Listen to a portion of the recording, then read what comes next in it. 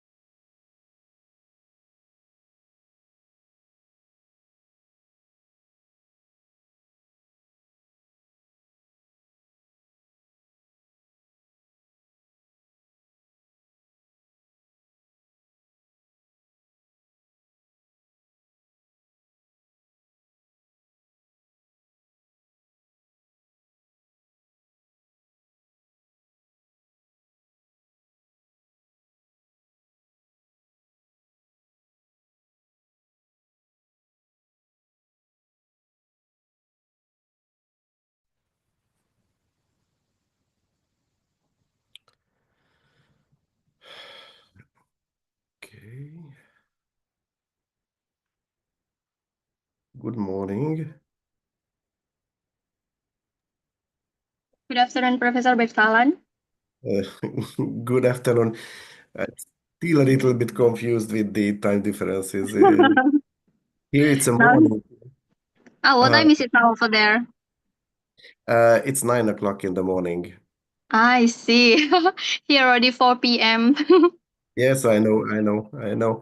And even this time difference is changing, as we discovered with our previous problems when Dr. Budharma was speaking to my class.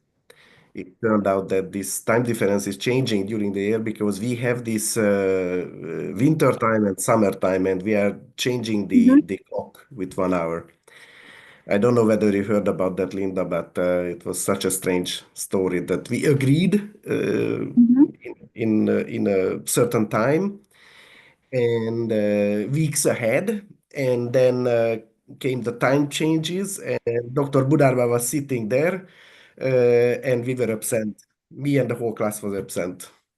I see. Yeah, because of this time change. I was not calculating this in, but yeah, we have to be careful in such a cases. Okay. Okay. Apparently we are still waiting for the students to join the Zoom. Maybe we will wait for about 5 minutes No later, problem. Miss Professor. No problem. It's absolutely good. What's the weather in Bali in this time of the year?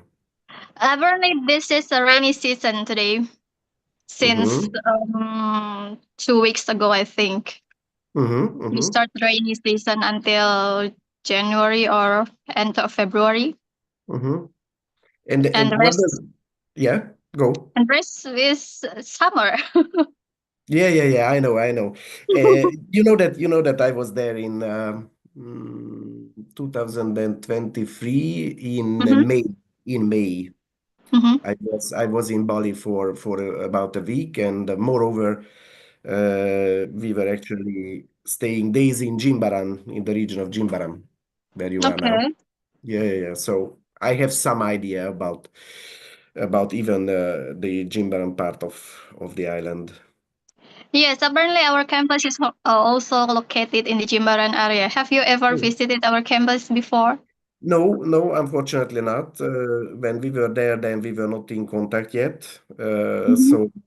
So we were unaware of the fact that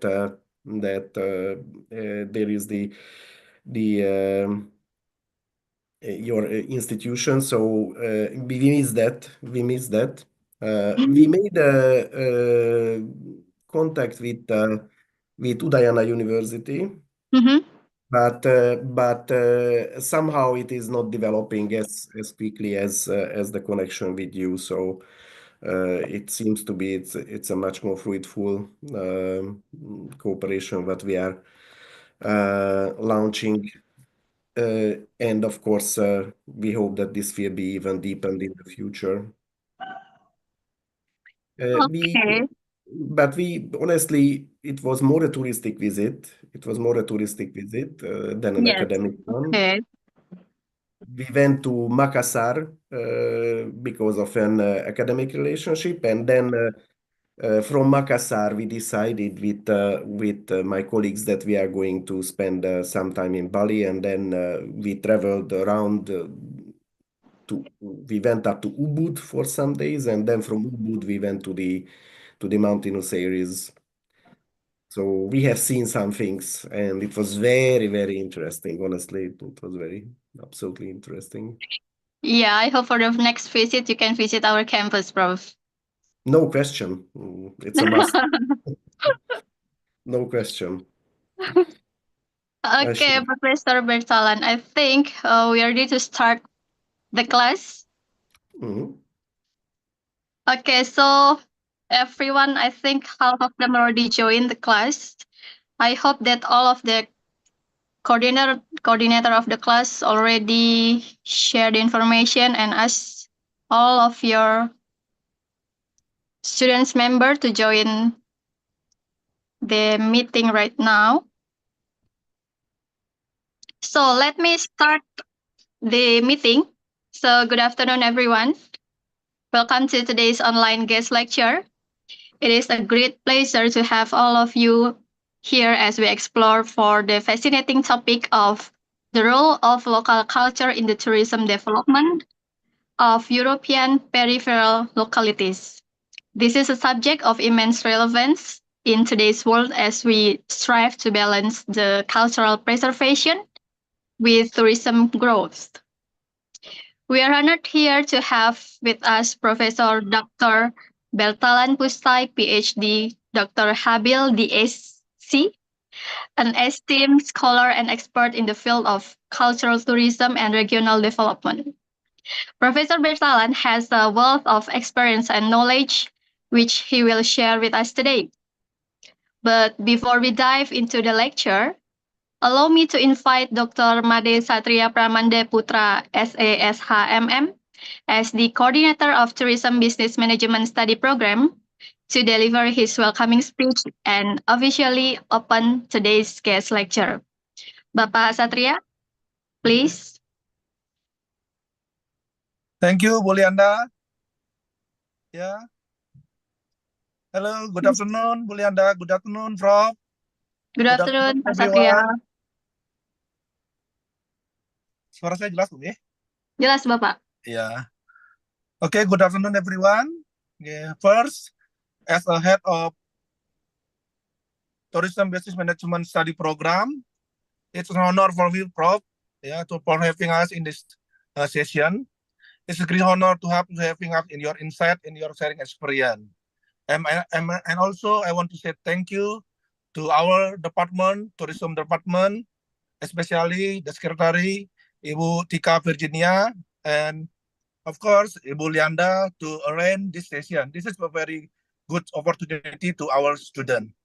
And to our student, to all participants, I hope that this is a good opportunity.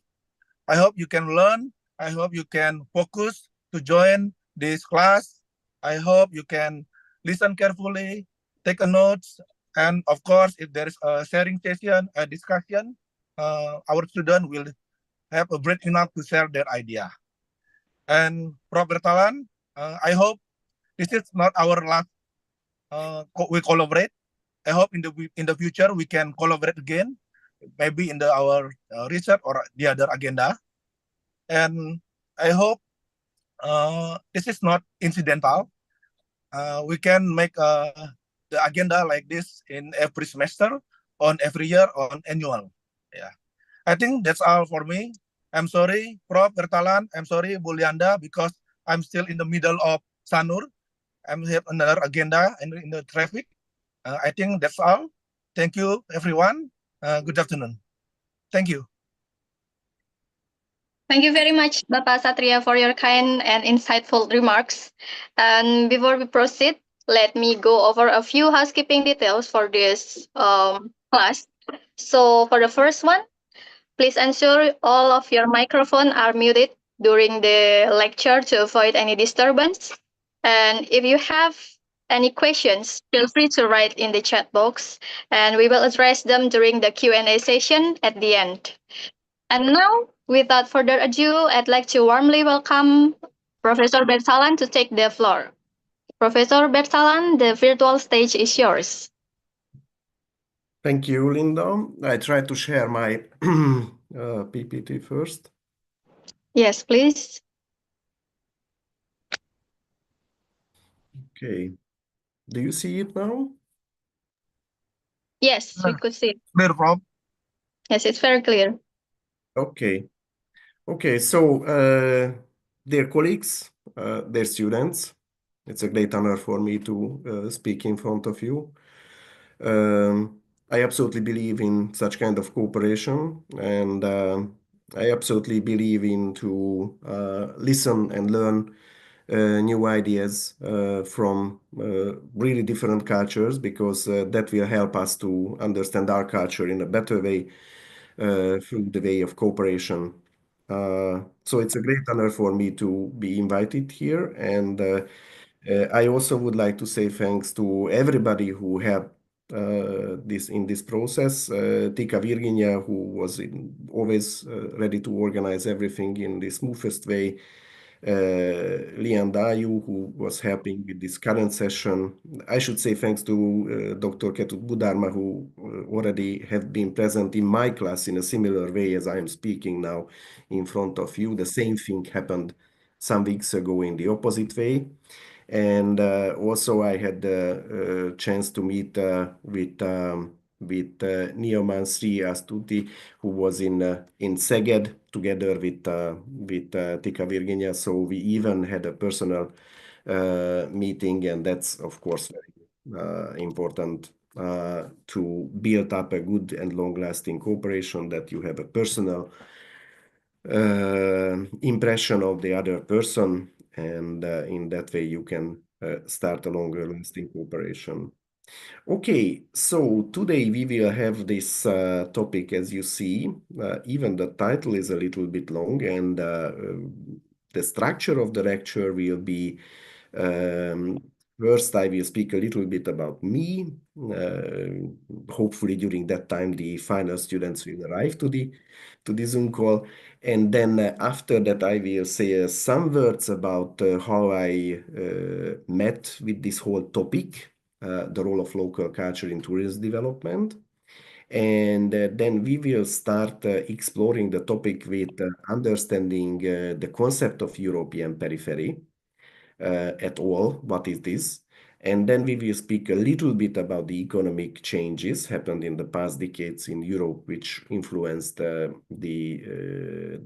part of the touristic development. And then after that, there will be some more ideas about on what does this actually mean, local culture.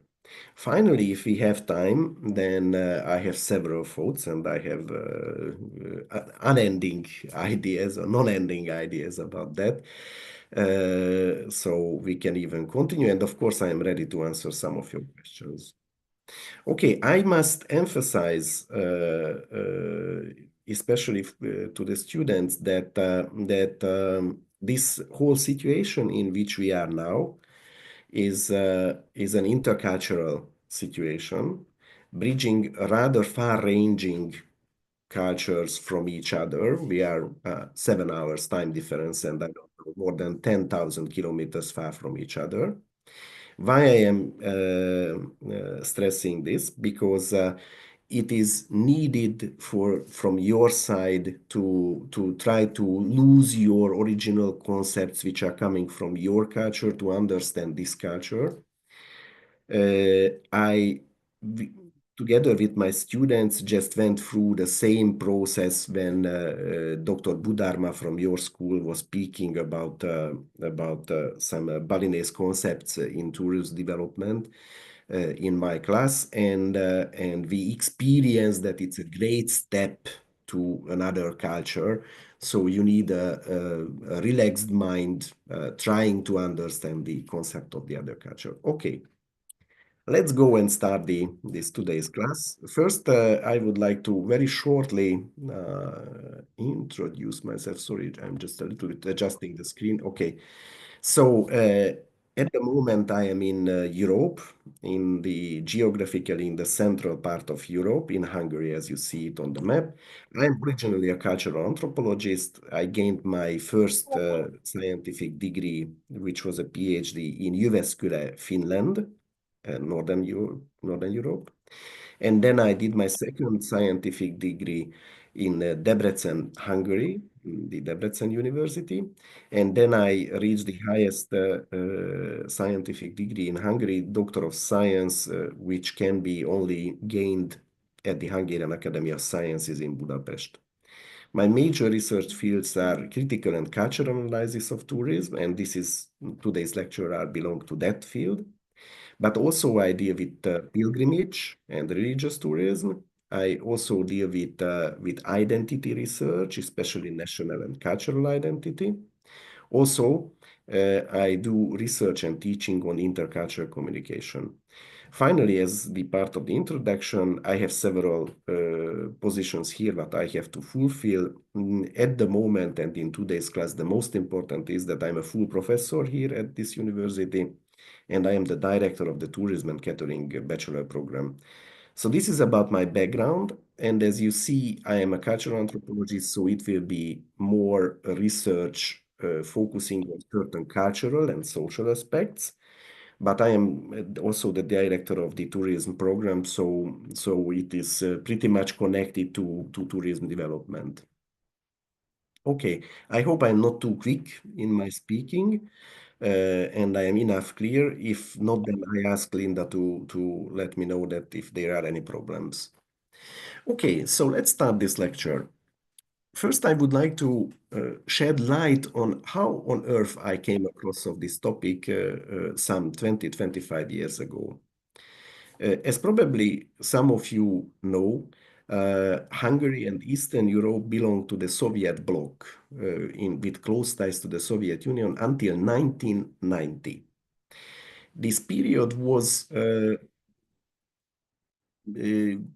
mainly meant that the local governments did not have too much of freedom.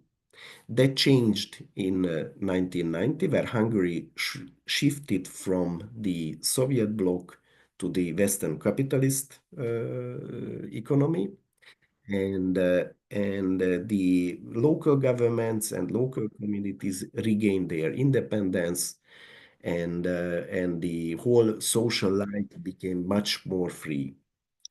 In this um social framework, or in this social situation, in the early 1990s, myself as a young researcher came across of local events which were newly created.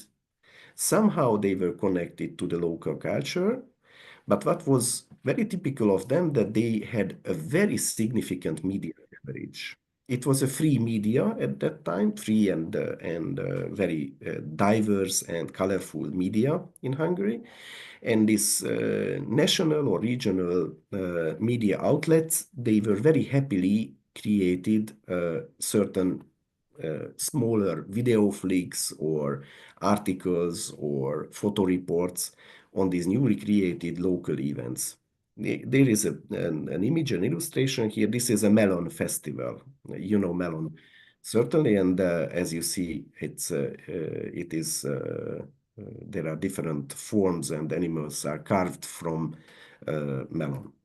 Okay, so if I immediately started to follow this topic, this development, this social phenomenon, I was absolutely unsure why and how this came to alive. I did not have any idea what's the importance of that. At that time, I was a young researcher just finishing the university.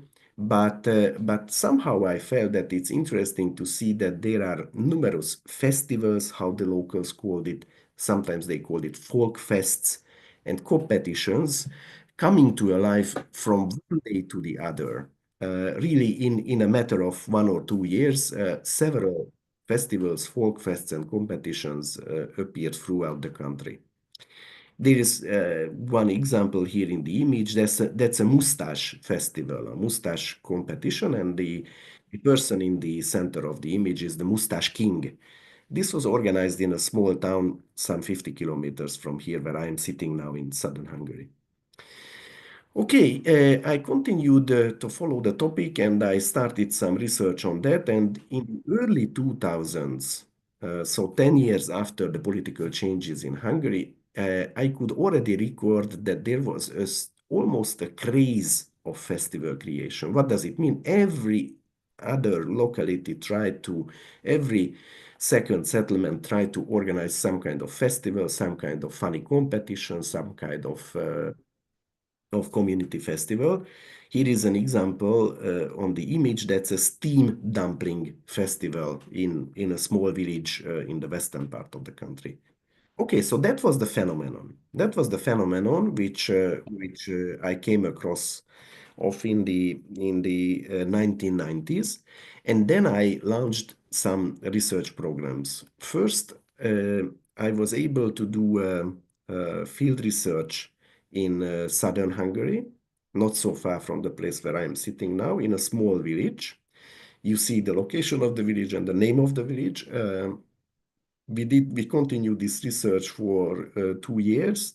And we published it in English and in Hungarian, a whole book together with my students and some Croatian and Finnish colleagues of mine. We were young researchers and we went to do fieldwork, anthropological fieldwork, participant observation and interviewing in this festival. The image what you see is actually the geese running and geese beauty competition, because that village organized the geese running and geese beauty competition. Okay, the next research was a much more larger festival.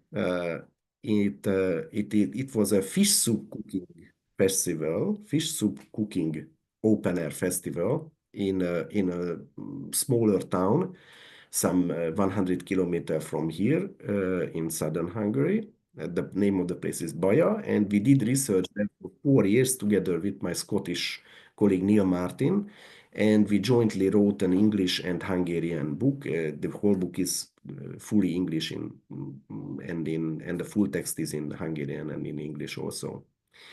As you see, it's an outside fish soup cooking. There are 2,000 kettles jammed in a relatively small space into a middle of a historical town, and there are at least 20 visitors 20 guests gathering around each kettle. So it means that there are 40,000 visitors on that single day in this relatively small town. And of course, the whole cooking is done in open fire, so you can imagine the dust and the smell of the food as it is in the make. So that was my second larger research, and that was also done in an international community. And then I was my interest turned to the question whether it is really only a Hungarian development, or we can find this kind of local cultural based events in peripheral places somewhere else in Europe. So I went to Finland, where I actually did my PhD, so I had good scientific connections. I went back to Finland and I did research in several places in southern and eastern Finland. As you see, I had 5 research spots, and I also published an article on that. It is very unfortunately in Hungarian about a historical festival. As you see, there are people dressed in historical costumes. And then I went further, and with the help of my Scottish colleagues, I went to the Scottish lowlands and several times, and I did field research, participant observation, interviewing in the Scottish lowlands. Somebody has the microphone. Parag, would you be so kind and switch off your microphone? Thank you. So I went to the Scottish lowlands. As you see, I had more than 7 research locations in southern Scotland, and I went back there for 3 years regularly, and I did research, and I also published some studies in Hungarian, and then finishing this from 2015 to 2018, I did research together with my German colleagues in a Hungarian village in southern Hungary, and we published that in Germany. Okay. So that's the scientific background of my research, and on the basis of that, I would like to present you this topic now. So we have this title today, that the role of local culture in tourism development of European peripheral localities. First, probably it is important to understand what is European periphery in this context. What do we mean with that? Periphery is mostly understood as a geographical concept. We are usually saying that the territories along the state borders are the peripheries. So we are understanding this as a geographical concept, something which is far from the center of the states.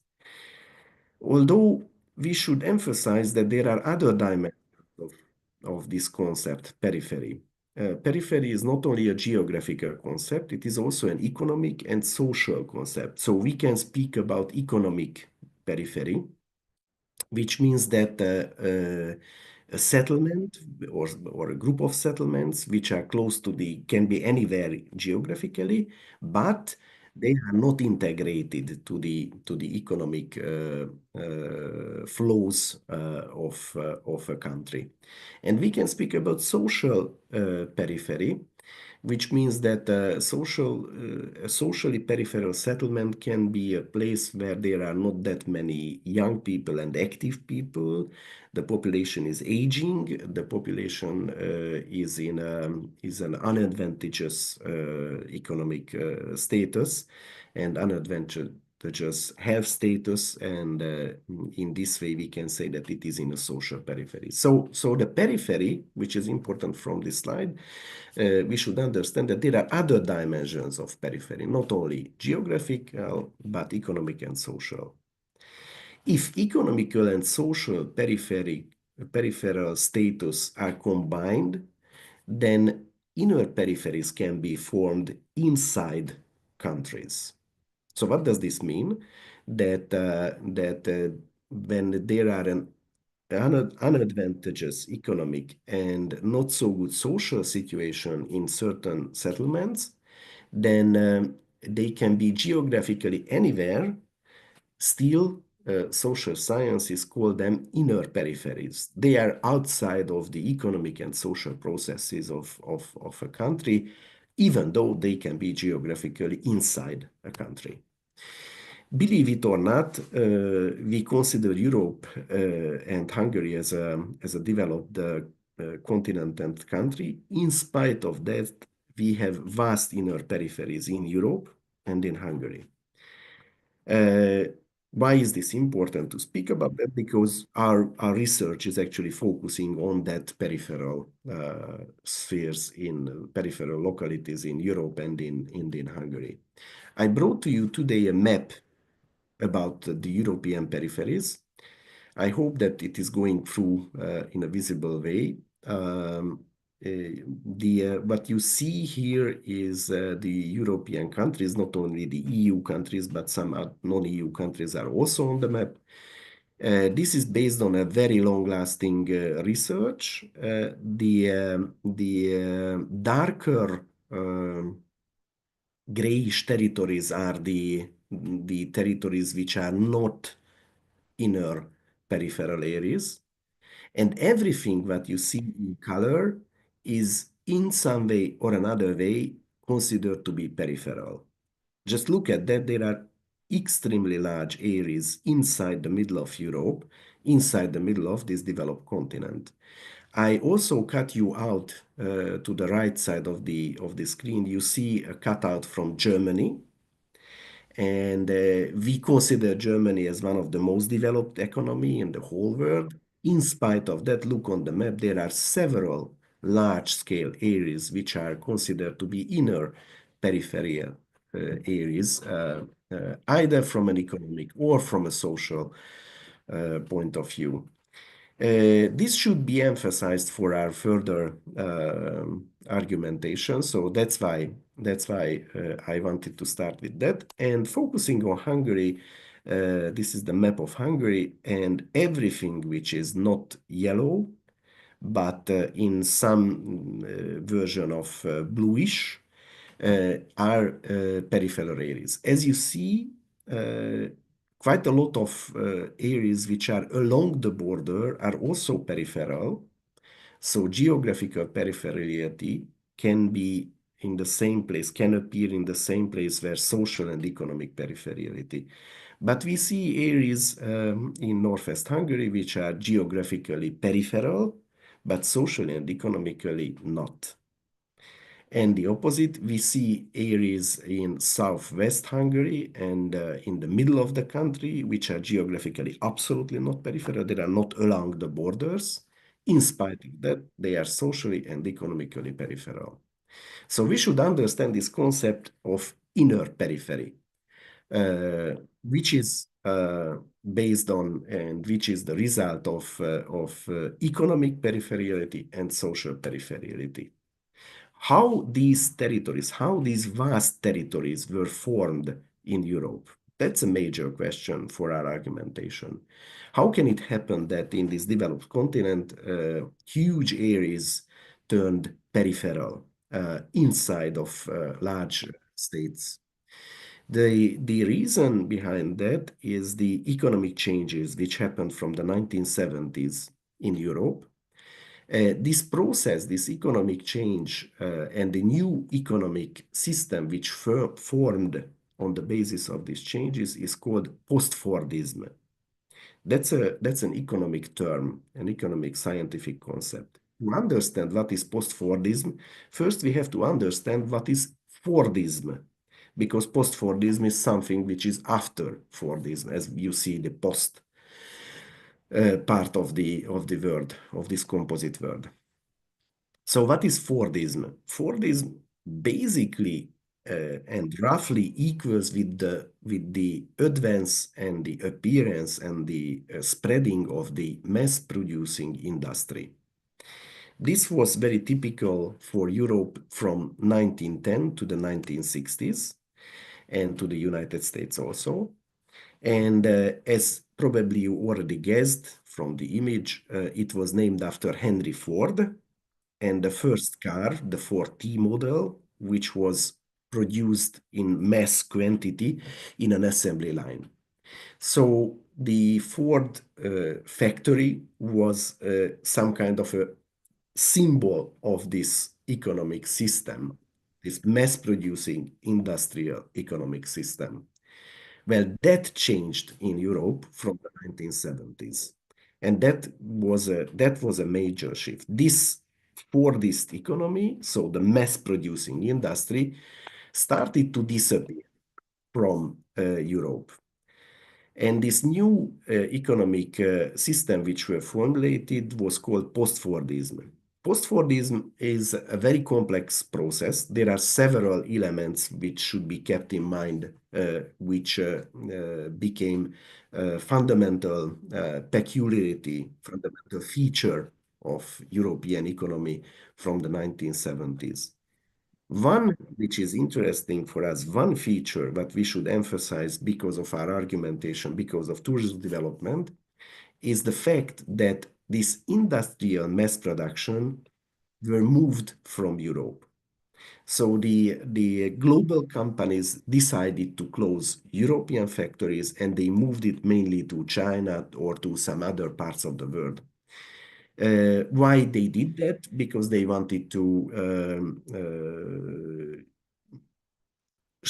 spare some of their costs, and Europe turned out to be very, very costly for industrial mass production. There were cheaper labor for example, in China. So all of these kind of factories, these large industrial factories, were closed down in Europe and were moved out from Europe. The effect of that was very complex. The decline of the Fordist economy created major economic and major social changes, and also it gave rise to a new form of economy, to a new form typical to the post-Fordist period, and this new form of economy is the so-called culture economy. I don't know whether you heard about that or not. It is a very fashionable concept nowadays in our present time. Culture economy, which is very, very typical of the European countries in our contemporary age. What is culture economy? I was able to find you a nice picture which is detailing this. So culture economy is like, for example, music industry or the book market or the art market or film industry, broadcasting industry, the performing arts as an economic product, architecture market, design industry, the press market, advertising market, software and games industry. So these parts of the economy started to be stronger and stronger and were rising up from the ashes of the decline of the previous factory production, which was typical to Europe until the 1960s. From the 1970s, these new industries were coming into the fore. As now you see these segments, the segments of this industry, you can immediately recognize that they do not need large factories. For example, software industry, it needs only a computer. And they also need something else. They need educated workforce, unlike the factories. So all of those people who were working in the factories, they lost their job and they were not able to, as they were factory workers, as we have this saying, blue collar workers, probably you know this term, they all lost their jobs and they were not able to integrate, they were not able to step to this new type of economy. Large segments of them turned unemployed, and also we have to emphasize that this culture industry, as you see, just look at that again, software industry, music industry, book market, performing arts, these are all concentrated into urban centers, into cities. So what was this double effect of the switching from Fordism to post-Fordism, of this major economic change of the decline of the factory mass production to the culture economy? The two major effect was that huge masses of people with the lack of advanced education lost their job, and this new industry was concentrated highly in high density into urban centers. So here comes the problem, and this is how we are arriving to tourism and tourist development. What kind of chances left in this situation to the peripheries? The peripheries started to lose their population because the people were moving into urban centers.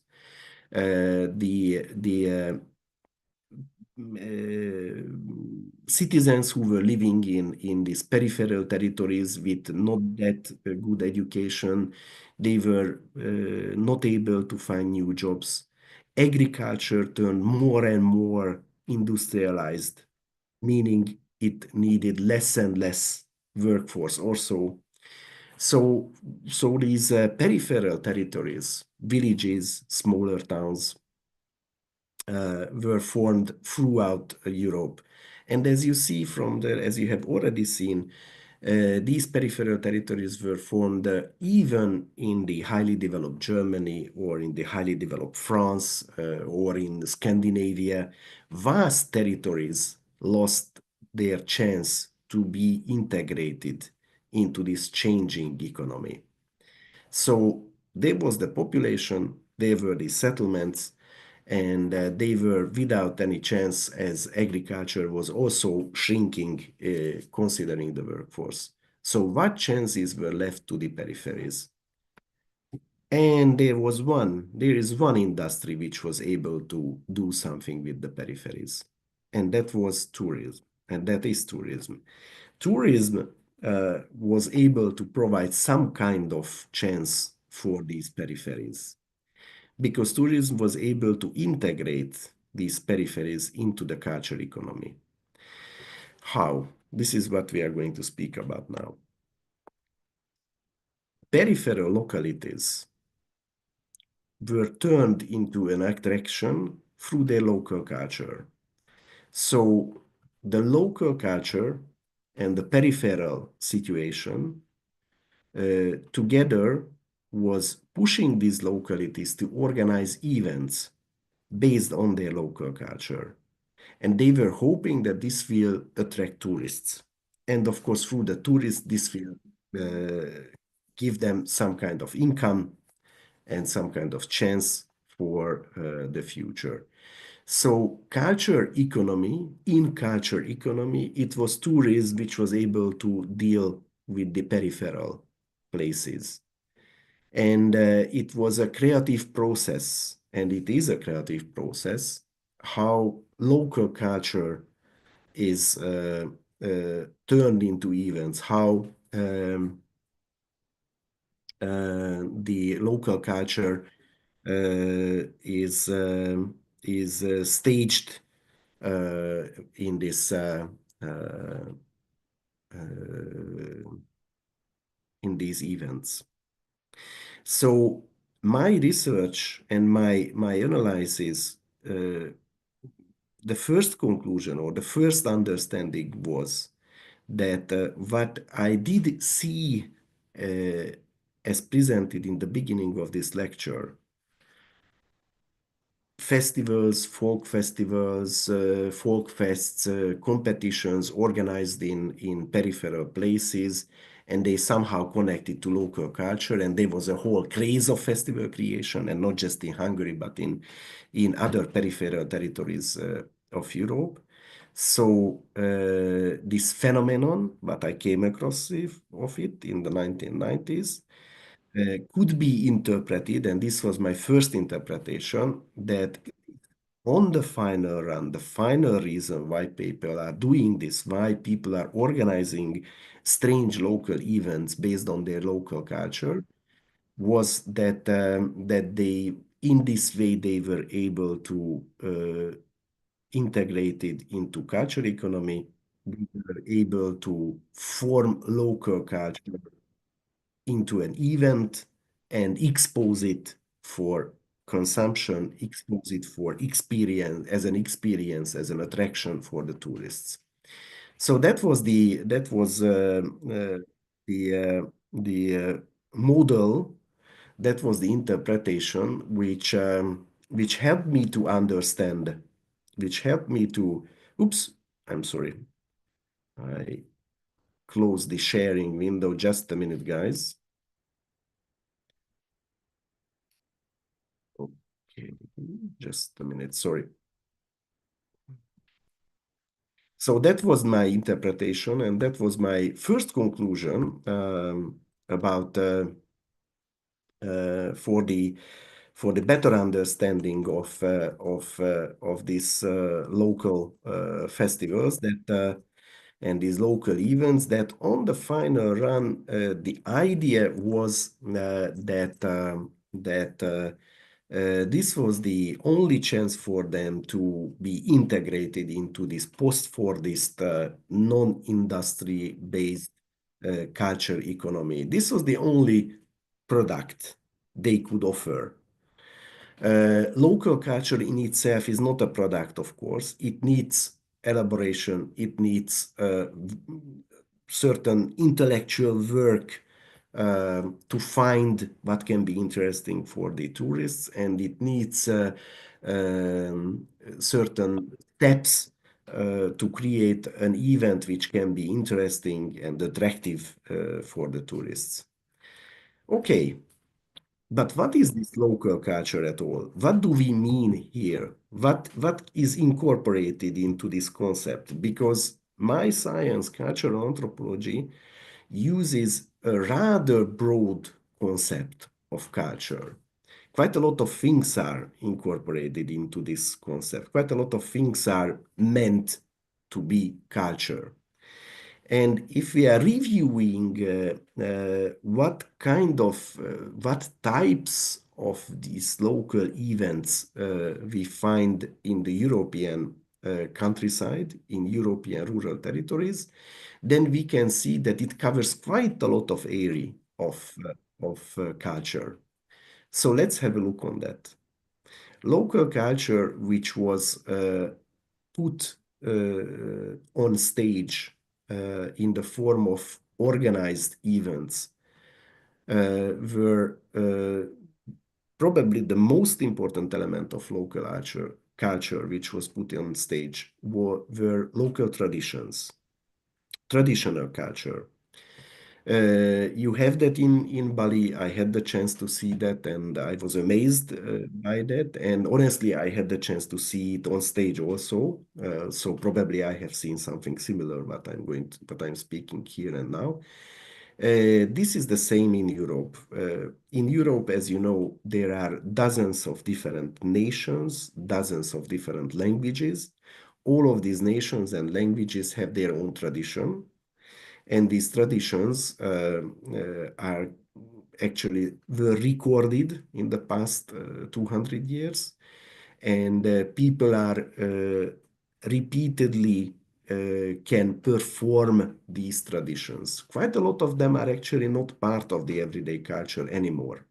Quite a lot of them are only kept as a heritage, and only kept it for either for a free time activity or to serve as a touristic attraction, as we see here on this very image, where what we can see, these are people in folk dresses, what we never wear in Hungary anymore. So these are people in folk dresses, and they are showing some traditional folk dance on stage. This is a typical source for these local events on the periphery, local traditions. Another huge bunch of these events, what I tried to review in Hungary, I mean each and every one. I made a collection of each and every of these local events, and we have 3,000 settlements, so it's roughly 3,000 different local events what I tried to put into a database. And I'm speaking now on the basis of the database. So another large segment of the local events are somehow connected to fruits and vegetables. How is it possible that we speak about fruits and vegetables in connection with local culture? In the cases of these events, the organizers are stating that certain fruits and vegetables are very typical to their settlement. Moreover, they are stating that they are very good in growing these fruits and vegetables. What we see here is, for example, a pumpkin festival, an image from a pumpkin festival from a village in Hungary. So in the argumentation of the organizers of such events, fruit and vegetable growing tradition is part of the local culture. So the uniqueness of their settlement is knowledge on how to grow certain fruits or vegetables. And that's why they are organizing fruit and vegetable festivals. Okay, another segment of these events, if we try to classify them, are connected to different foods or drinks. This is also goes in the same logic as with the fruits and vegetables, that a certain settlement wants to show its specialness, its uniqueness, and they are picking a local food or a local drink. These are usually alcoholic drinks, and they are organizing a whole event, a whole festival for this food. Look at that, for example, this is a stew festival. This is a stew festival. Stew is a kind of a meat dish which is made with paprika, with a lot of paprika, and usually with pork meat. And they are cooking one large kettle of this stew, and then they are eating it, sharing it together. Certainly, there are some programs, some music programs also accompanied to the event, and usually there is also a competition of cooking smaller portions with special recipes of stews. So in the case of such events, the argumentation of the organizers goes that they have special knowledge on that food or on that drink, And this is the uniqueness of their local culture. And they are organizing the event to show this special knowledge, this locally connected cultural element for the tourists. Okay. The next segment, the next part of these local culture-based events on the periphery are the events which are based on some kind of historical memory. These are sometimes real historical happenings. Sometimes it's totally mythical or made up or invented happenings. How does this goes? What we see here, for example, is an image from Scotland, from the Bruce Festival. It is organized in a small peripheral town. This town is important because 800 years ago, that was the place where a Scottish hero was born. He never lived there. He left that place. So the only thing which happened with him here is that he was born here. As the memory of that, the locals are organizing a so-called reenactment festival. Reenactment. Enact is to play a role. Reenact is to replay a role. They are replaying middle-aged soldiers that you see here. They are replaying the soldiers of the age when this historical hero was born here. Such a festival usually goes in a way that there are different kind of tournaments between those people who has this as a hobby to replay different age soldiers. It's a widespread hobby in Europe. People are somehow fell in love to certain parts of the history, and then they are themselves by hand making the dresses, and then they are going to such kind of events when they are showing that they are so enthusiastic to a historical period that they are even able to fight, of course not for blood, but just for amusement, but they are able to use the weapons of that age. So, for example, in the case of that event, there was a real historical element, a real historical background.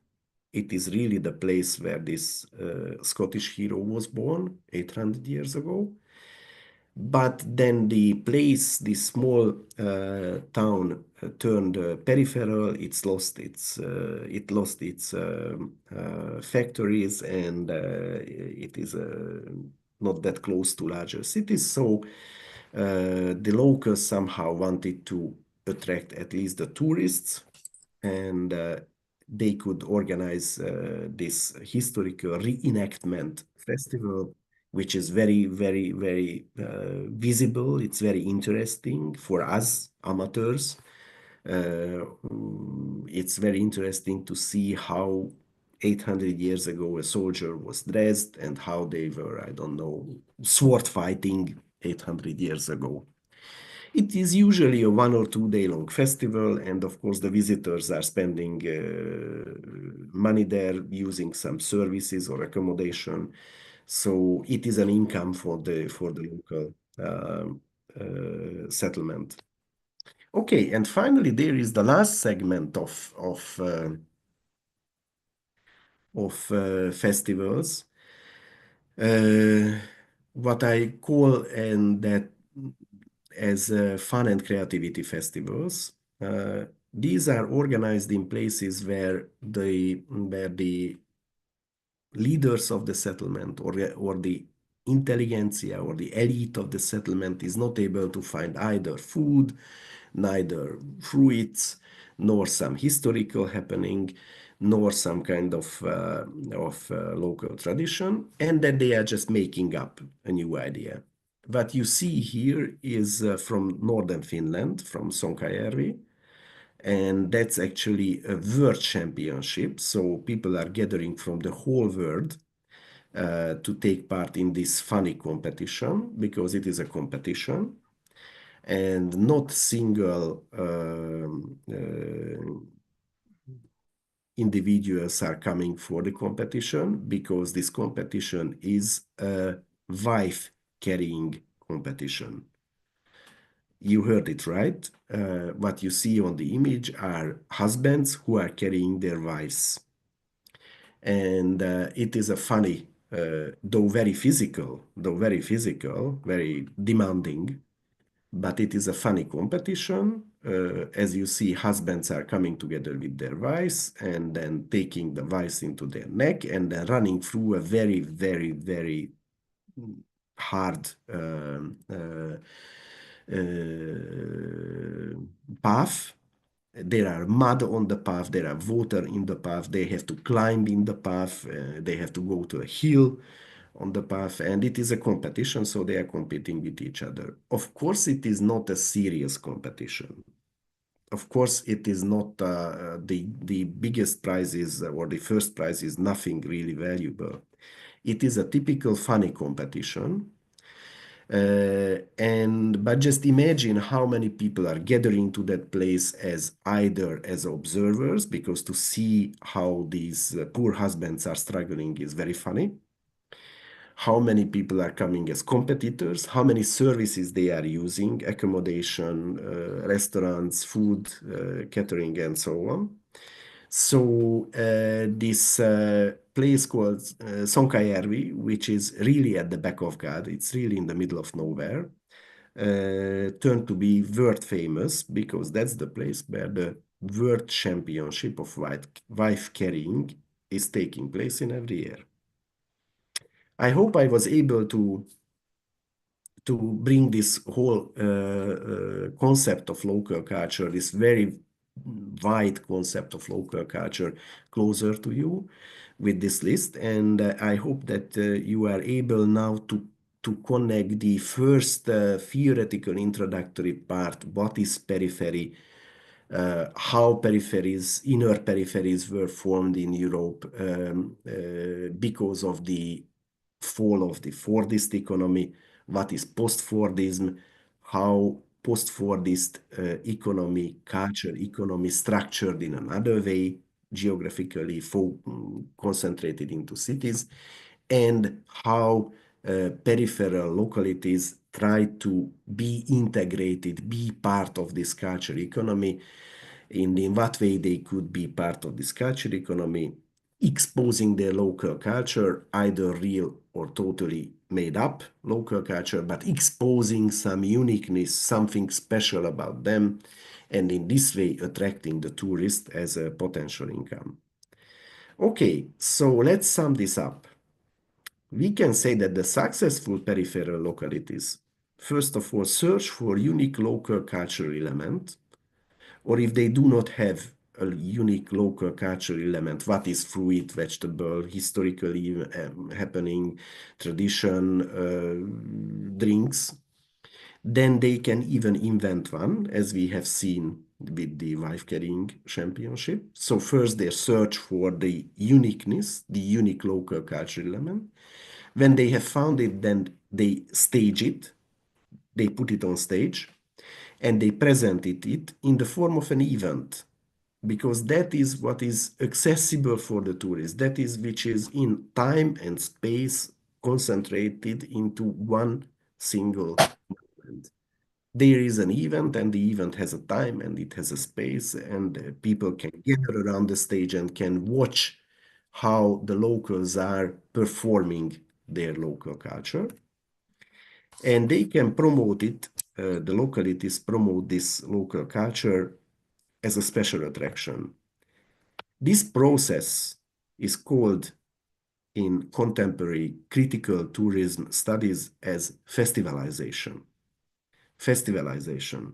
Festivalization is when you are searching for a unique cultural element, rising it into a local culture, unique cultural element, staging it in the form of an event, and selling it for the tourists. What's the point with that?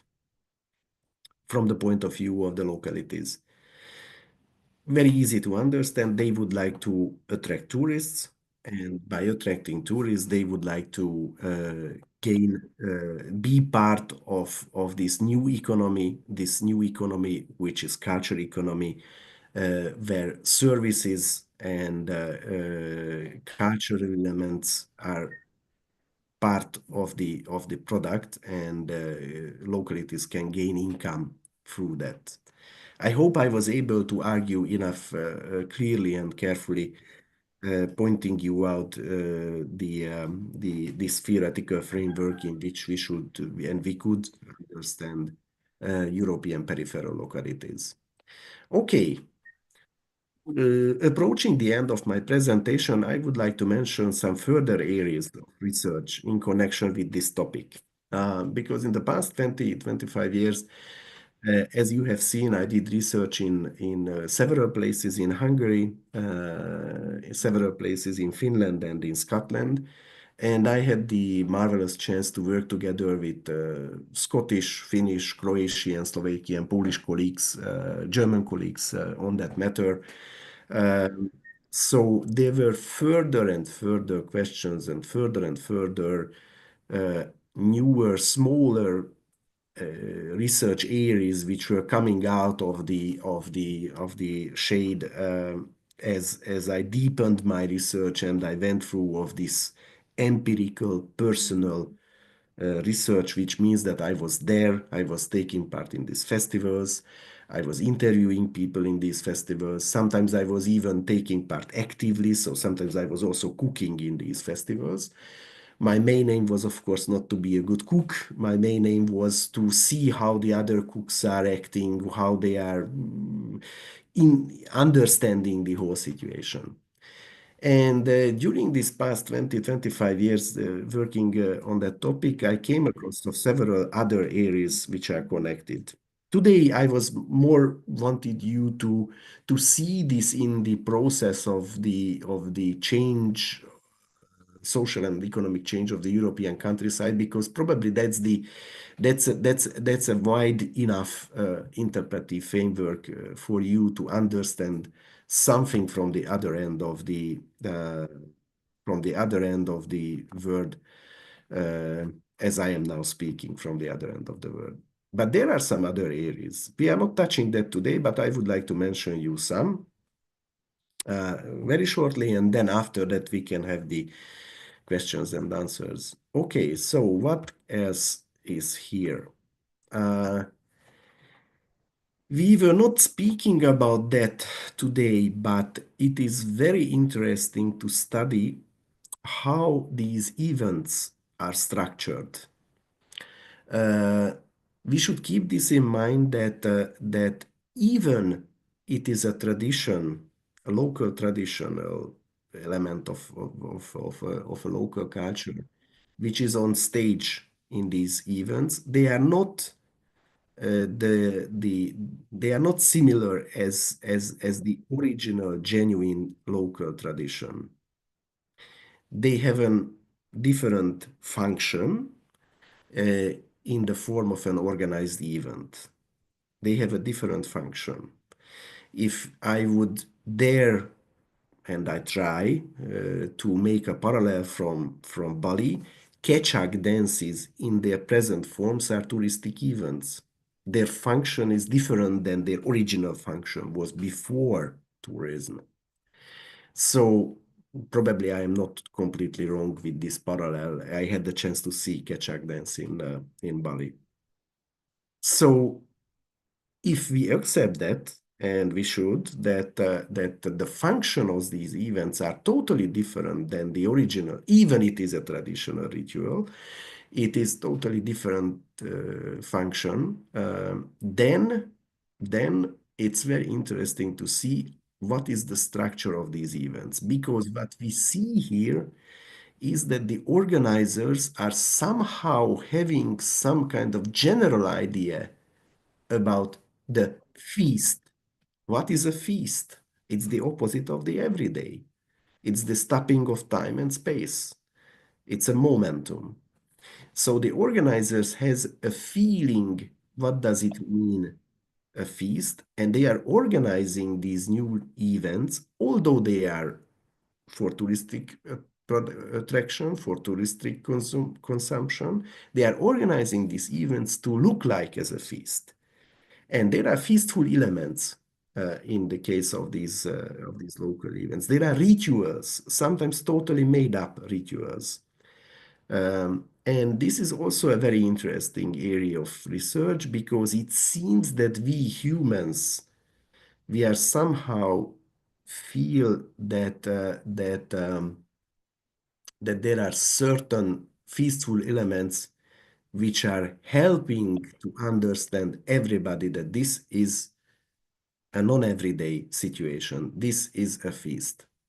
And it is very interesting. Sometimes I have the feeling that these feastful elements are actually intercultural. So they are not even, we can abstract it into a level where we see similarities all over the world. Okay.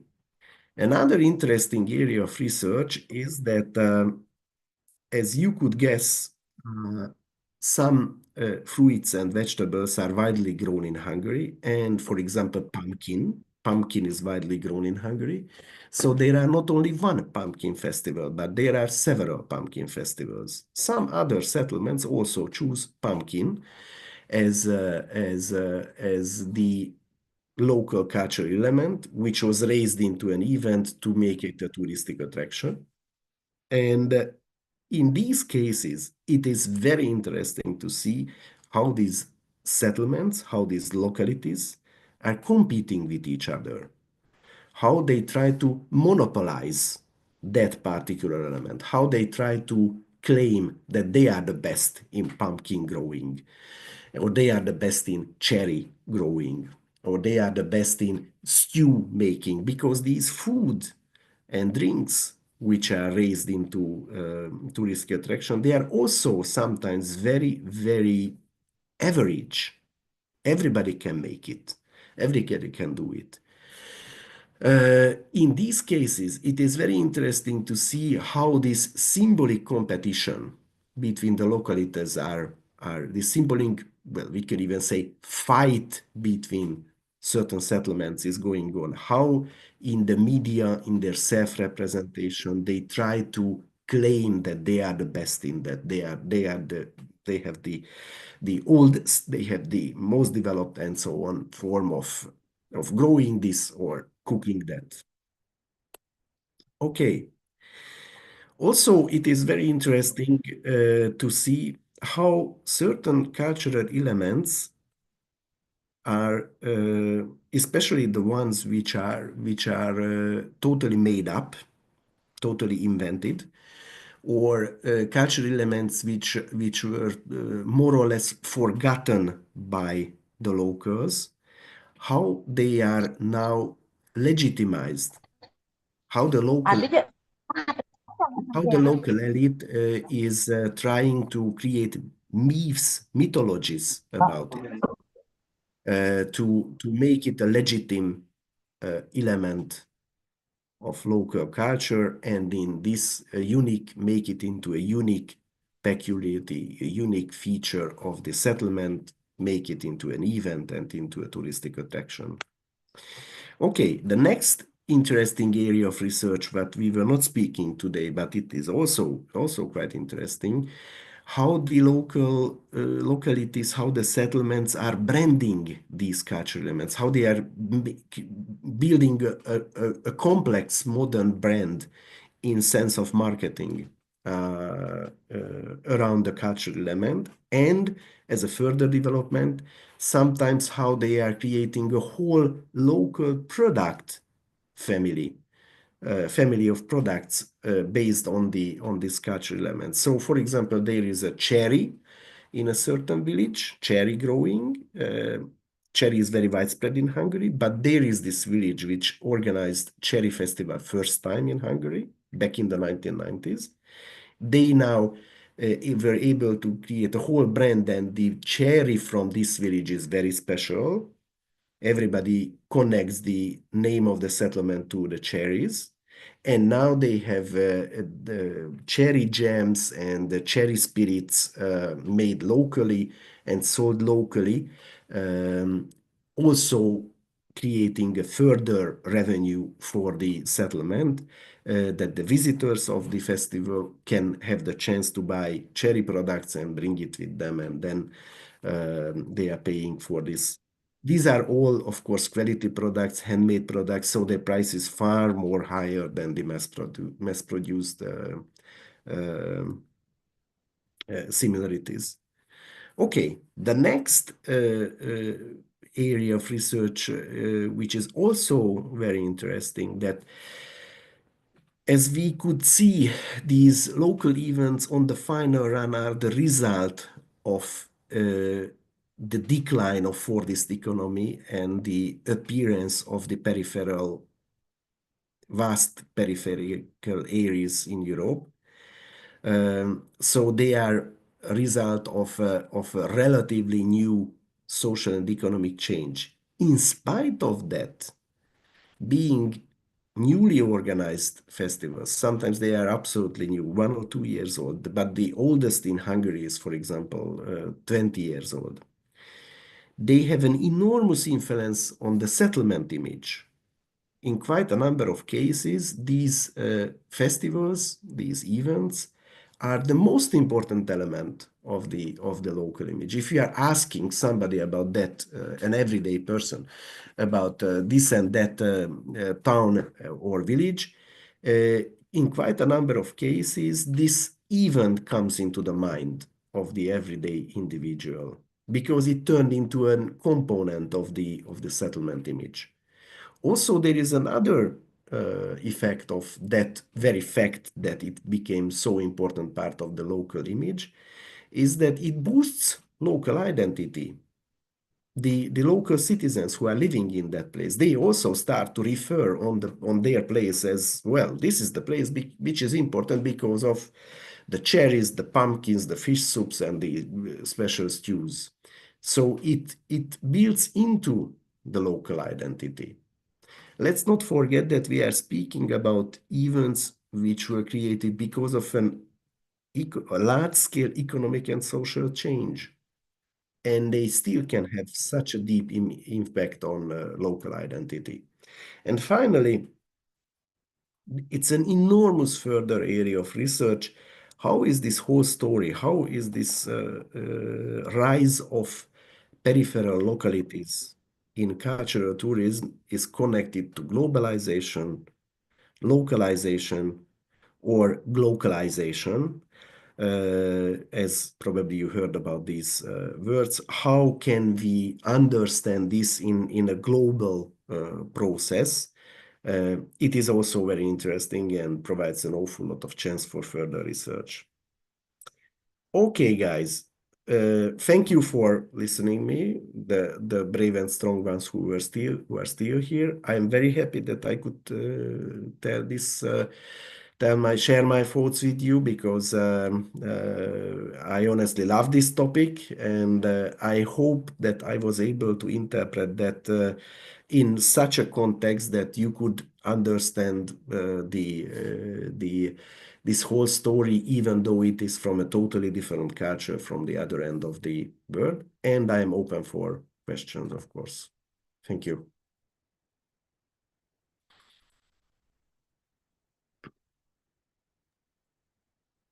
Thank you so much, Prof. Bertalan, for the insightful and thought-provoking presentation. And I do believe that Bali is also have a lot of cultural tourism here, as you might already know as well. But as we know that I never been in Hungary, and this is a very new knowledge for me that Hungary has a lot of cultural tourism as well. But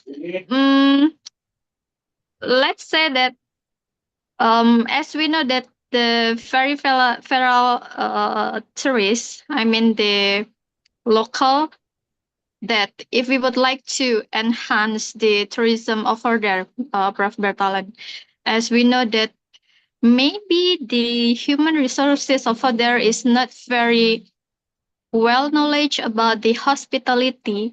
How could they manage to arrange an event over there if they don't have the knowledge of the hospitality, of the arranging an event, or should they hire the professional, but apparently they are the very local, maybe they don't even have the connection of the people, of the professional people to arrange that. How could we develop the local tourism of the peripheral area?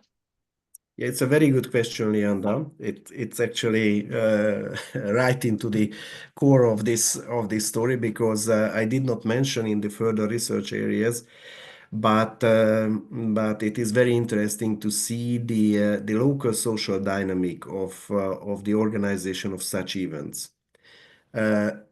What according on the basis of my field researches, I can probably sum it up that there is always some kind of intellectual impetus, some kind of intellectual move as the first thing which is happening. Surprisingly, in quite a number of time, it is not the local politics, so not the local political leaders, but in more cases, it is either some kind of non-governmental organization or some kind of somebody from the local cultural elite, teachers, leader of the local cultural house, cultural center. These kind of people are the first ones who are launching these projects. And here comes the problem. The first problem is always local politics. Whether the local politicians can accept that something is happening without them or not with their impetus, not with their participation. The bigger problem is how to gain public support among the local citizens, how to make the local dwellers, the local citizens to understand that this is good for them, that there will be some income, there will be some development. It's a very good question. Sometimes I see cases where even an outside expert is invited. Outside expert meaning a tourism developer expert is invited to such kind of local events, and the knowledge, the comparative experience, what this outside expert, this tourism professional has, are sometimes helping the locals to be integrated. Because let's not forget that the smaller settlement, the more integration of the locals you need. So without public support, moreover, without sometimes public participation, these events will not be successful. So that's a fine question, and believe it or not, in the case of one of my research, the fish soup cooking, we started the research in a time when there was a rather widespread public support, and we did the research for years. Researching events has this very big problem that they are happening once in every year. So you have to continue the research for years to have more and more experience. So we continued for years. We went back to the events several times. And around the last year when we went back, when the festival was already more than 10 years old, then we started to feel how the locals started to withdraw from participation, how they started to get bored, get tired, or they were not interested to be in front of thousands of tourists. So how this festival lost its public support. So it's a major question, and it's not an easy question, to be honest to you. Thank you. Yeah, because every time, I mean, every semester, the study program has a community service that has to be done and has to be cooperated with the village in the peripheral area or even in the city as well. But most of the community service done by the lecturers is to enhance the hospitality knowledge of the people over there, and then also the foreign language like Mandarin, like Japanese. We have done it, but yeah, we need to do it continuously to keep it, and the the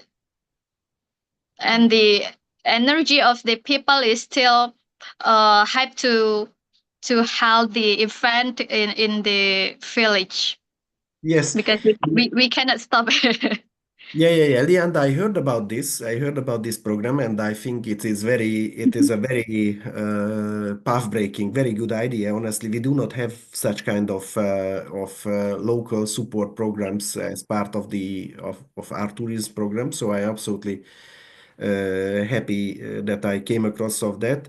And your colleagues also told me when they were here about this program. Uh, I think here the typical problem can be that the outside helper appears for the locals as a kind of this smart intellectual coming from outside. It can sometimes had an effect that the locals are not taking this seriously. My feeling in connection with that is that sometimes it's probably much more successful if we are building together with the locals. But that means that we have to go through of the whole creative process together with them. And it can happen that we would be able to, and your graduates, your students, after years of studying, would have better ideas. But if we are not able to collect the public support, then better ideas are going in vain. So probably this kind of commenting as the professional support is not that successful, then co-creating together with the locals. What do I mean with this? Uh, in Hungary and in some other places in Europe, now there were cases when small museums, which are just about one village, were created in a way that the professional who was the scientist who was making the museum, not decided by his knowledge what to put into the museum, but sent out an open call for the local citizens. What do you think? What is particular in this place? And imagine, they were pretty much interested. They were pretty much interested because their voice was finally heard. So probably that can be this kind of not commenting, but co-creating, not parenting, but co-developing could be probably one solution for that. But I heard about this program, and I'm very curious, by the way, how it is actually going. Thank you. Thank you very much for the response, Prof. Bertalan. I saw that some of the students chat me personally and they couldn't put the comments through the Zoom chat. Operator, please help me to open the Zoom chat. And if there is a student or some students have the question, you may open your mic or raise hand first.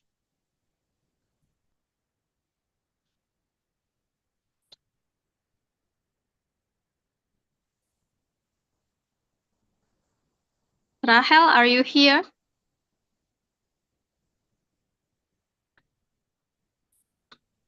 Don't hesitate, guys. English is not a problem. Yes, Miss. Okay, is this Rahel? Hello, Rahel. Yes, I'm here. Maybe I cannot to open the camera. I just want to put one question. Sure. So my question is, why does the concept of periphery or peripheral areas have three dimensions, namely geographic, economy, and social. How are these three dimensions relate to each other in the context of tourism development? Thank you so Mhm. much, sir and Miss Linda. Okay. Thank you, Dara. Very good question. Very good question. You know, the whole concept is coming from geography, from the science of geography, and you know they are dealing with space. So their geography is focused on the spatiality of human societies, and that's why, as a geographical concept, periphery is usually meant the areas along the border. You know, crossing the border is possible only in border crossing places. So the other parts of the border where there are no border crossings are usually not populated. There are no developments. There are basically nothing, just the pure nature, which is flourishing in these border areas. And so this kind of non-developed, non-populated areas were considered for the geographical sciences were considered periphery. And the social and cultural sciences, though, and economical science started to analyze this from another point of view. Their interest, for example, economy's interest is not connected to space or spatiality. It is connected to wealth, economic development.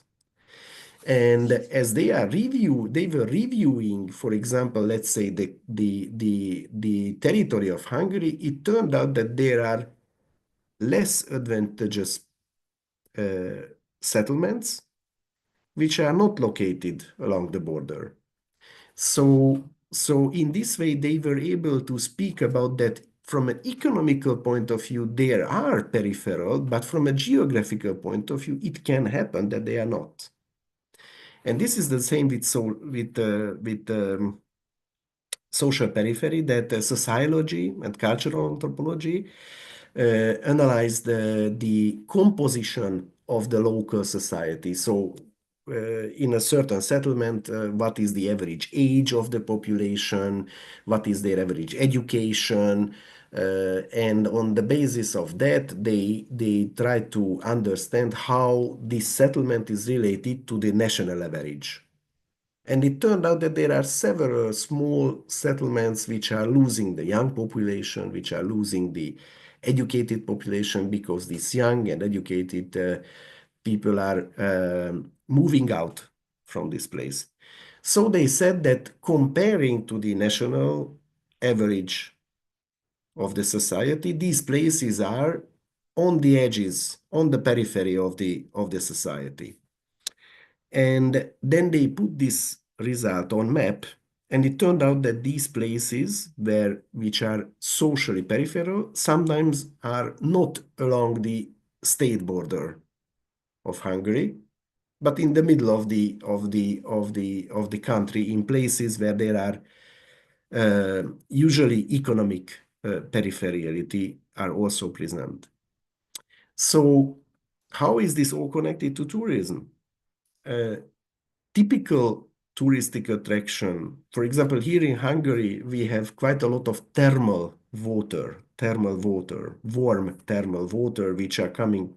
If you are drilling a deep hole, then warm thermal water are full of healing minerals are coming up to the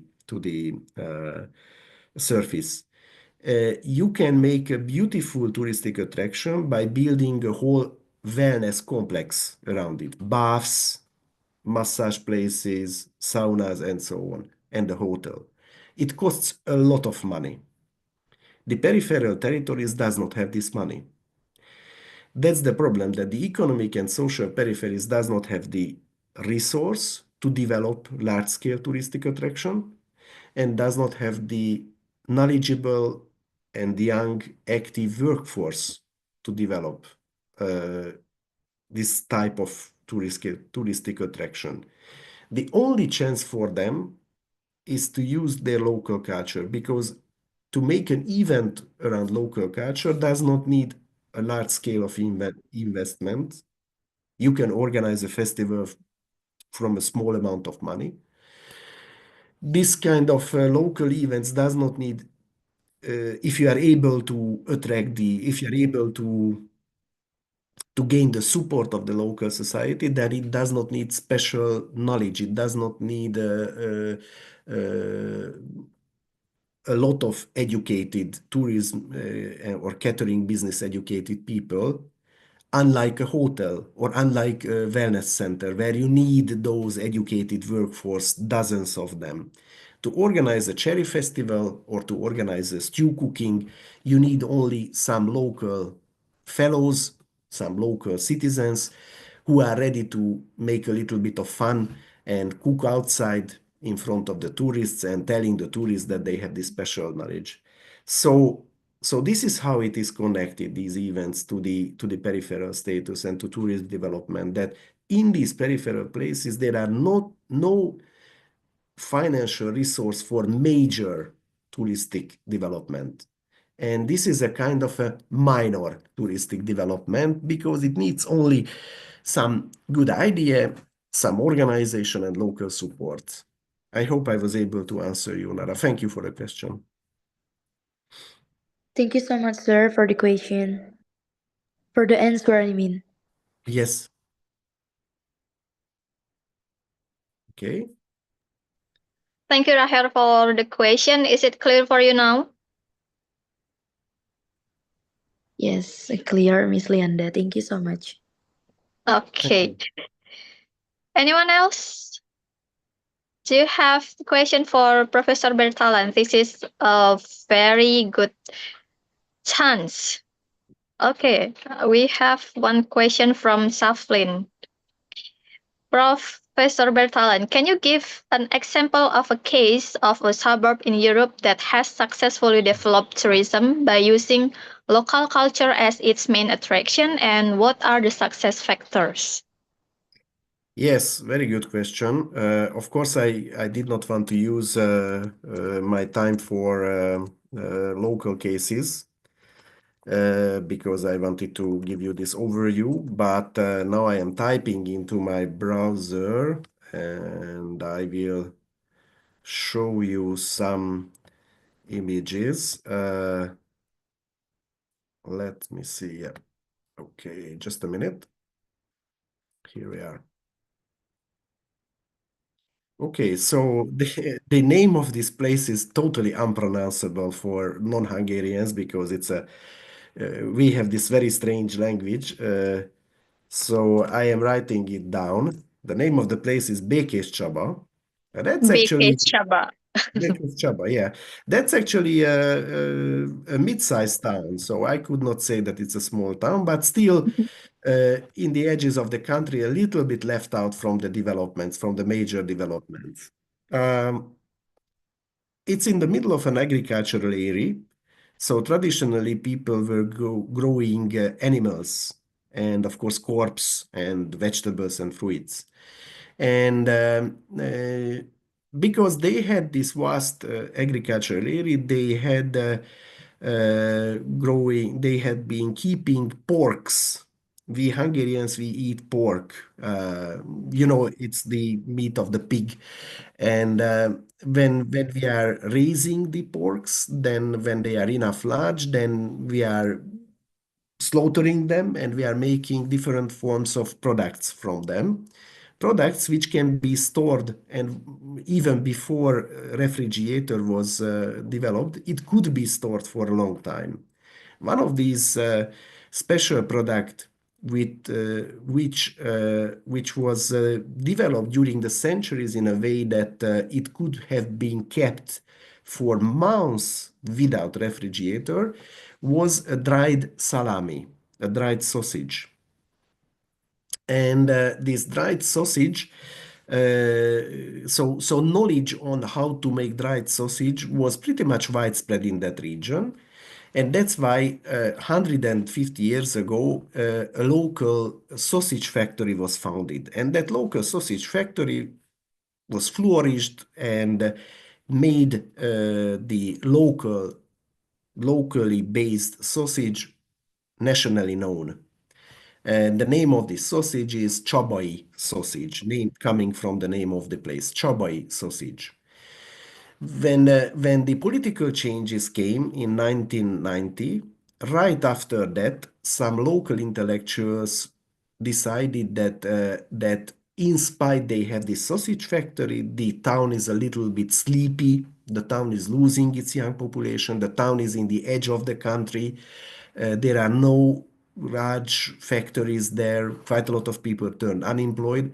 So they figured out that they are going to give a fresh breath for local tourism, and they organized the first sausage festival. Look at that. This is only one part of the visitors. And as you see, it's a massive event. There are at least as many people as the whole population of the village is coming to this now 3 or 4 days long festival. What is the program of this festival? Well, there are, of course, joint sausage filling, because the sausage is made in a way that you are filling the sausage together with a hand equipment. It's not a complicated process, by the way, but every family has this kind of secret recipe what kind of spices we are using for the sausage. And so there is this sausage filling competition, which is part of the festival. I try to give you another image. And nowadays, just a minute. Okay. Yeah. So this is actually how it works. I will share you the process itself. It's a very simple process. Every family has a special recipe.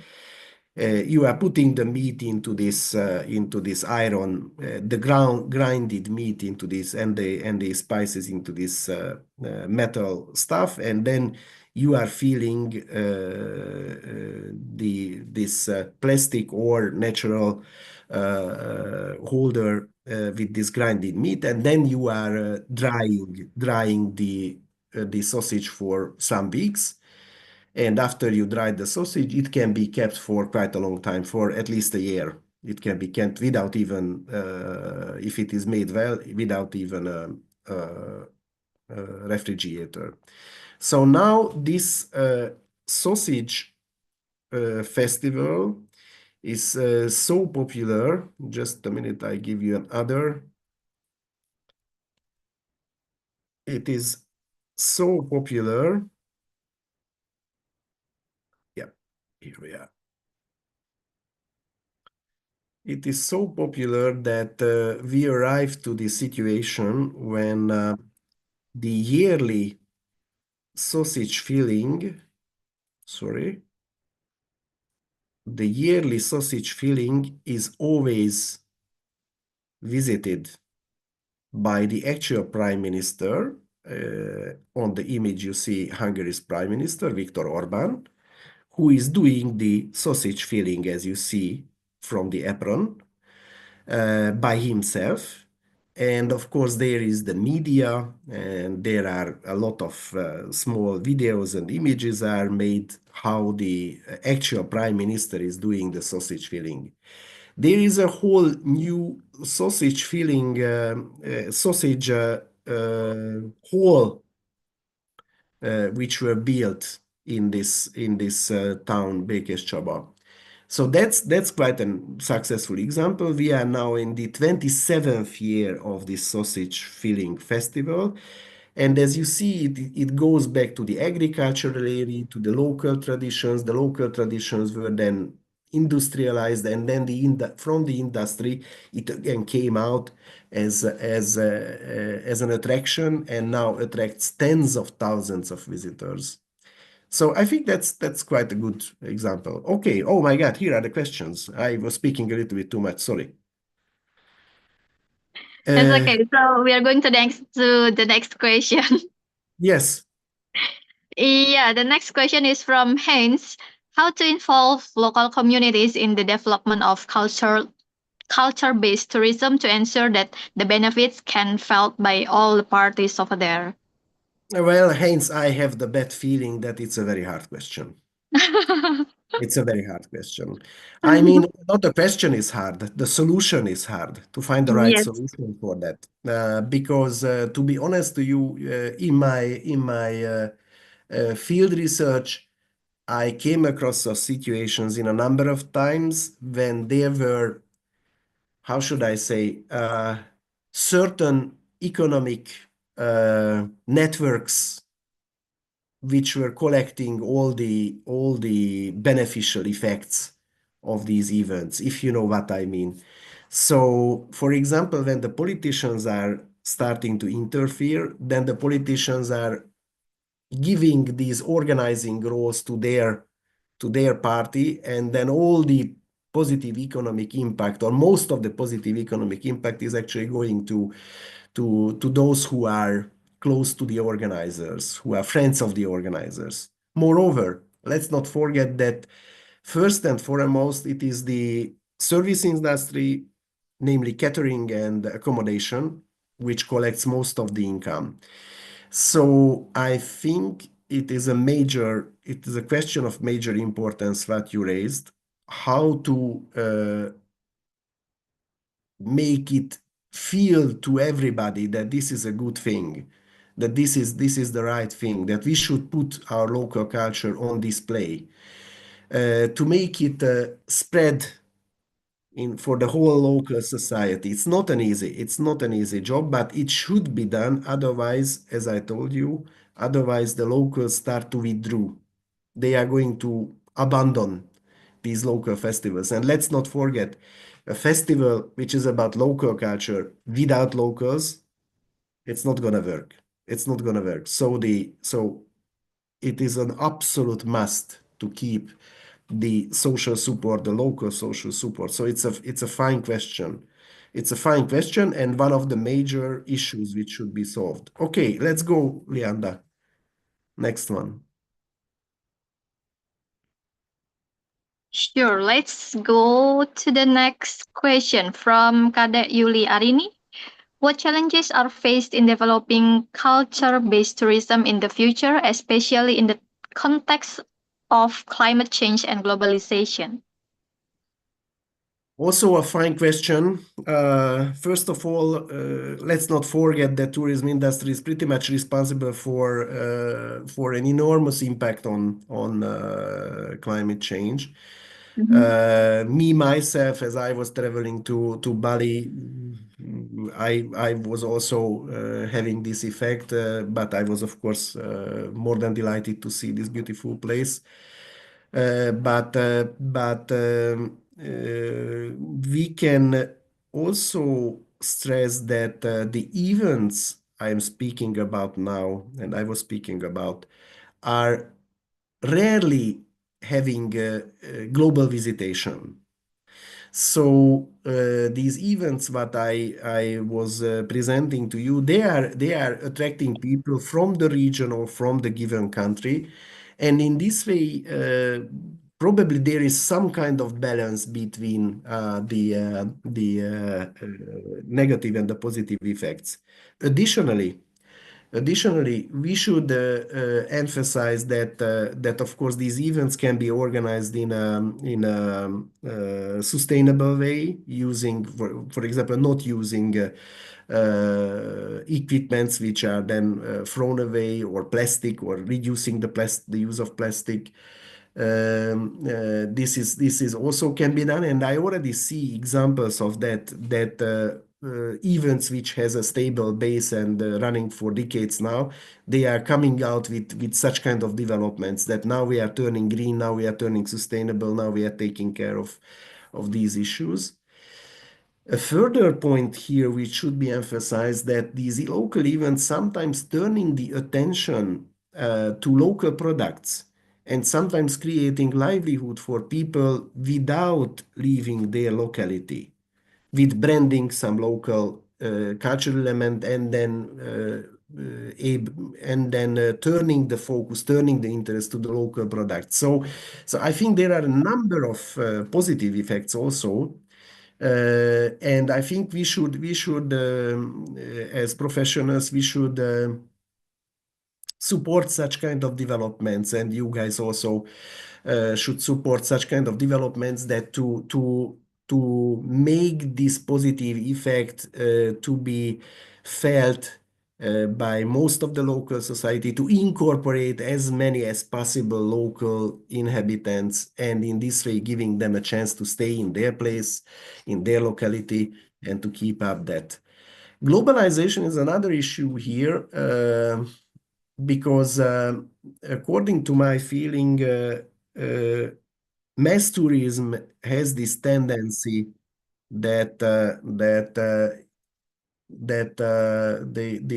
mass tourists are basically searching pretty much similar experiences. And so we have to keep these localities, these local cultures unique in their way, and keep their integrity in spite of the outer influx of tourists. So we should strengthen them to keep their local culture, in spite that probably the tourists would like to see something different. What do I mean here? Sometimes these are very, very strong intercultural experiences for the tourists, and they are afraid of it, or they are not understanding it. But this cannot be a reason to not to keep the local culture. We as professionals have to mediate, mediate between the tourists, the consumers, and between the organizers of these local festivals. So, but that's a very complex issue, and honestly, I love this the complexity of globalization, localization issues. We do not have time to cover that in detail. Thank you for the question, Kadek. Okay, Leanda, let's go to the next question.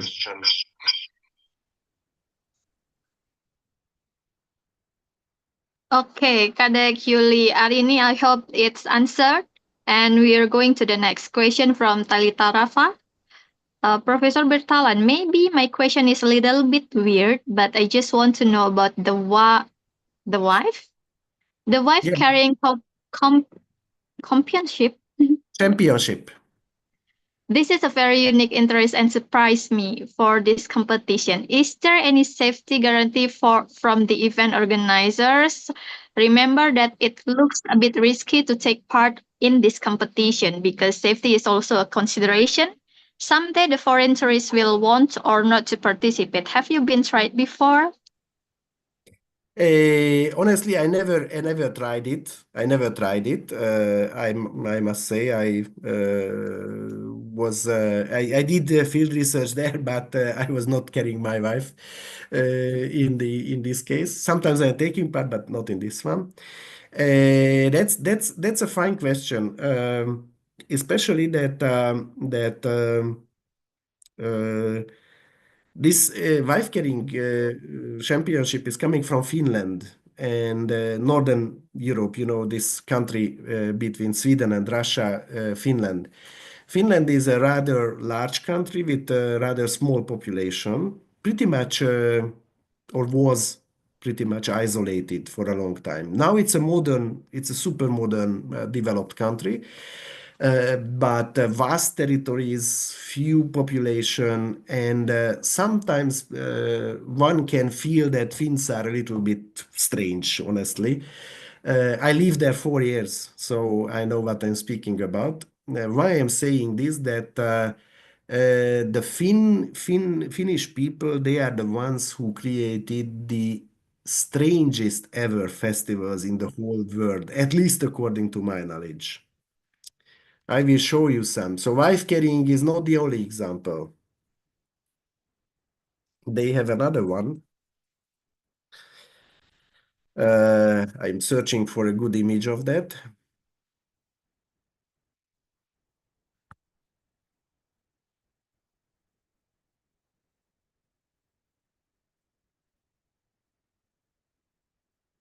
Yeah. Look at that.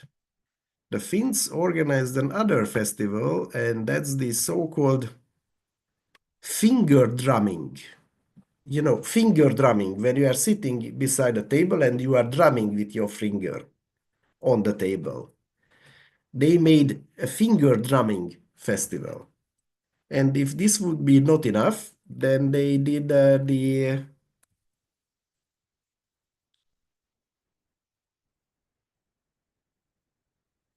another one, which is also a very weird kind of festival. And I would like to show this with the image to you because then it's funnier than just simply telling you.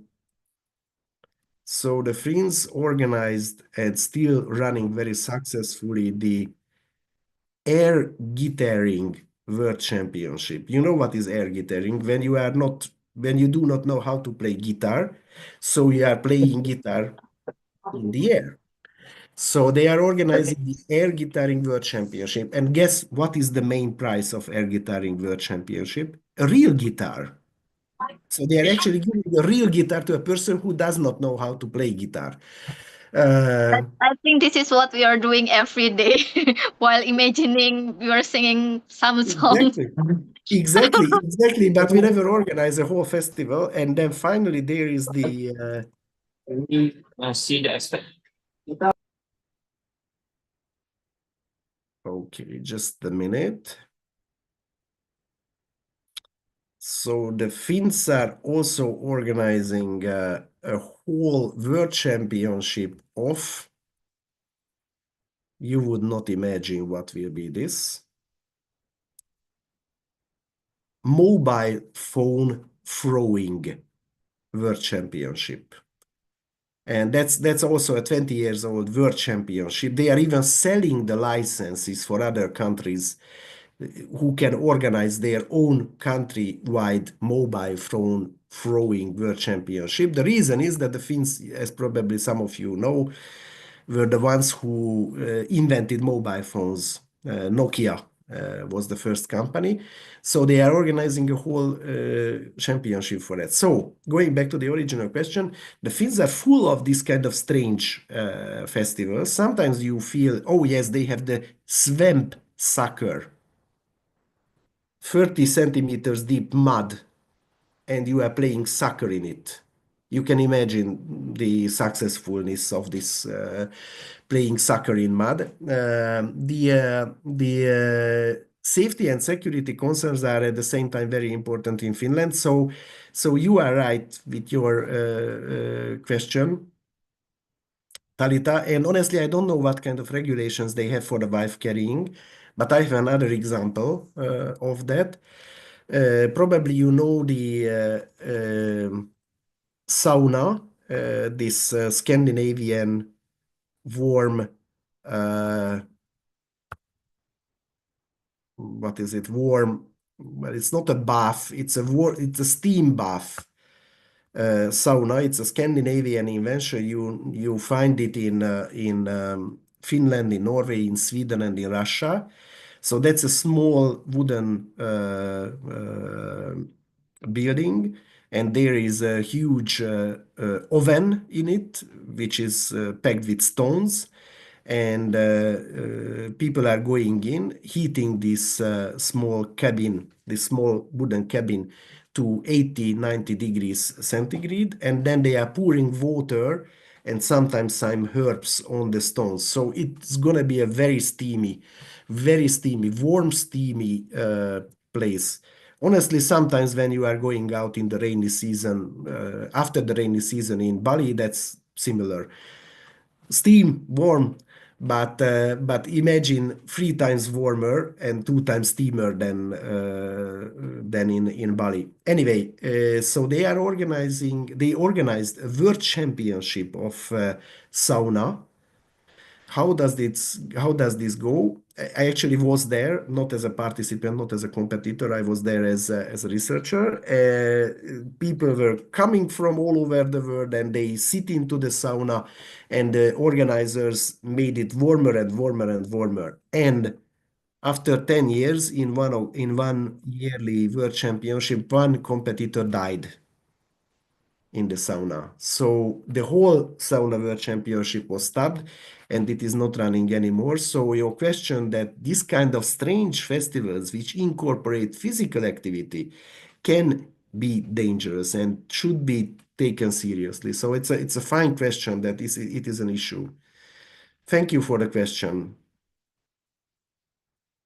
Okay, probably, Leanda, we have time for one more question. Yes, we do have one more question, and this might be the last question that we will have for this session. So the last is from Uni. Professor, I want to ask, seeing that the era continues to develop into a modern era, most people do not know their own local culture. So how can we maintain this local culture? Thank you. Very good question. I think I would suggest for consideration a theoretical concept which has some research written already, and I'll type it here into the chat.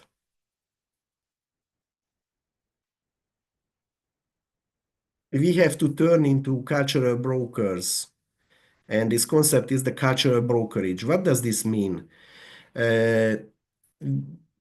We professionals are the one who has the knowledge and the comparative material and the theoretical understandings, how to find and understand, how to understand local culture and how to find the cultural element which can be raised into an attraction. Cultural brokerage means that we have to somehow tell to the local society the advantages. This is also what we have already touched in case of a previous question. So, cultural brokerage means that or a cultural broker is a person who knows global tendencies and able to translate it to local communities. We cannot hope that local people in a peripheral village will understand in what way can they help with the presentation of local culture. It is our job. It is our job to do this. But cultural brokerage means that you are basically doing an intercultural activity. You are understanding global processes. You are understanding, for example, the foreign tourist. You are able to understand his motivation, his interest, and you are able to translate that into simple words, simple concepts, simple relationships to the local community. Not an easy job, not an easy job. And we were not speaking about politics, which is always influencing our life, very unfortunately. Thank you for the question, Uni. It's basically your job, guys, to do that in the future. Thank you. Yeah, unfortunately, politics will always involve in every sector here.